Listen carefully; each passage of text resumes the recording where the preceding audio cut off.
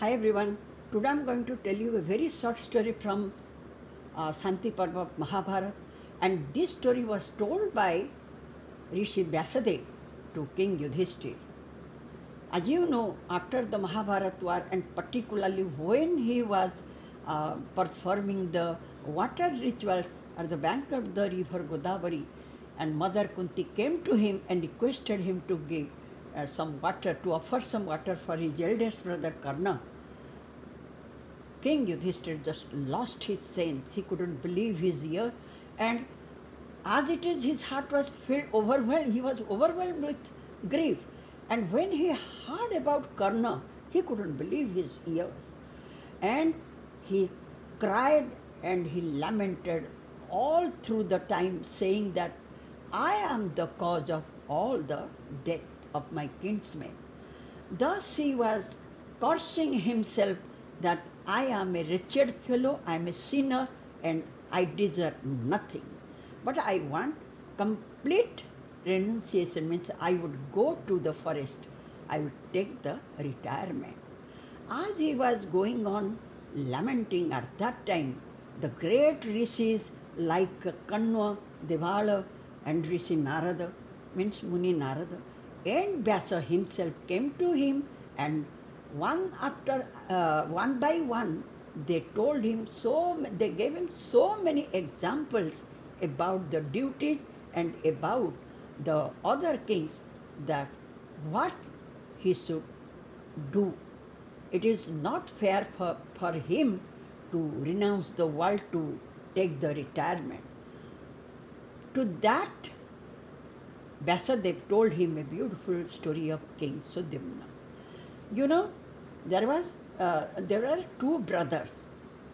One was the elder one's name was Sankha, and the younger one's name was Likhita. They were great rishis, means they were performing the great penances, and also they had taken, they were well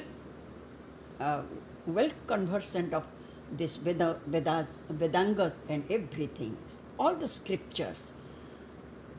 As they were living in two separate houses, but close by, nearby, and their houses were decorated with beautiful trees, which were the whole year the trees were filled with fruits and flowers. Now, one day, Sankha was out of his home. That time, Likhita came to his house, and there he saw the ripe mangoes. As he saw the ripe mangoes, he plucked some mangoes and ate it. And while he was eating, that time Sankha came there, reached there. Now, looking at him, Sankha was quite angry, and immediately he asked, where from you got this? Then Likhita said, he was very obedient. They both are extremely good. Now Likhita said, oh brother, I plucked it from your tree and I am eating. Then immediately Sankha said, but this is like theft. That means you have stolen the things from my tree, and this is not done. You are not supposed to do this. Now, right now, you go to the king Sudyumna and ask him for punishment. That is the only way you can release, you can be free from your sin. You can be released from your sin. As Sankha demanded, just commanded him, his younger brother Likhita, this, Likhita also immediately went to the king Sudyumna. Sudyumna was a great king, and particularly he was, his name and fame were widespread because of his virtues, merits. So when the guard told the king that this Rishi Likhita is coming, immediately the king left his throne, mane asana, and came to receive him, came to the gate to receive him. Now there the king asked, O Rishi, O Brahmin, just tell me what for you have come, I will fulfill all your desire. Then immediately Likhita said, O king, I have come to get the justice from you, to get punishment, because today I have plucked some fruits without the permission of my brother and I ate it. That is why my brother told me to come to you to get the justice, the punishment. Then the king said, "Ki, O Brahmin, O Rishi, as you have confessed your own mistake, that is more than enough. I have that power of pardon. I can forgive you. Now you can go. And if you want anything more, then tell me, I will fulfill it." Then immediately Likhita didn't say any further what he wanted. He only waited for the punishment. As he said this, kept silent, the king asked for the rule of a crime, theft crime. He asked the guards to cut off his hands, and the order was carried out. Now, when the Likhita's hands were cut off, he came back to his brother Sankha and said, "Ki, oh brother, look, I got the punishment." Then Sankha said, "Ki, oh brother, I was not angry on you. I was angry of your crime that without my permission you have taken the fruit which was just like a stealing. Man, you have stolen something. That is why. So now you go to the river Bahuda and you take your bath." Then, as his elder brother said, Likhita immediately went there and took the bath. And he asked him, his brother asked him to offer the water to the Pitris and Gurus, all these gods, everyone. Then, as Likhita carried out his command and entered into the river, took a dip, when he came out, he saw that both his hands were intact in his cut up, chopped up body. Now, Likhita was surprised and he came back. He said, "Oh brother, look, I got back my two hands. How did it happen?" Then Sankha said, "Ki, oh brother, this is because of my hard penances and my merit. So don't worry."